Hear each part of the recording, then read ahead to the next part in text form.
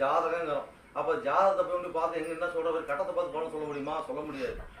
அப்போ அந்த சூரியன், சந்திரன், செவ்வாய், புதன், குரு, சுக்கிரன், சனி, ராகு, கேது இவங்களை வச்சுதான் வந்து பார்த்தீங்கன்னாக்கா பலன் சொல்றோம். சரிங்களா? இப்போ அவங்கள வந்து வழிபடுறோம்.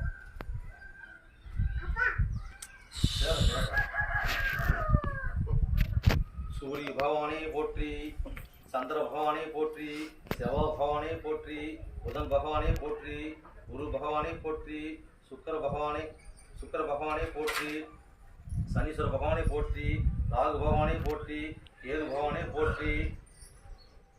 ஓம் ஆதித்யாய சோமாய மங்களாய புதாய குரு சுக்கிர சனிப்பே ராகுவே கேதுவே நமோ நமஹ.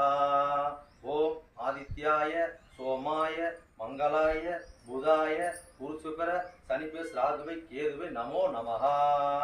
ஓம் ஓம் ஆதித்யாய சோமாய மங்களாய புதாய குரு சுக்கிர சனிப்பே ராகுவே கேதுவே நமோ நமஹ.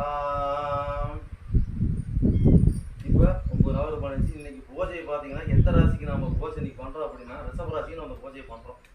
அப்போ ரிஷப ராசி சொல்லக்கூடிய யார் அதிபதி? சுக்கிர பகவான் தான் அதிபதி. அப்போ நாம் வந்து எந்த கோயிலுக்கு போனாலும் நட்சத்திரம் சொல்லுவோம், ராசி சொல்லுவோம். சரி சரி சரி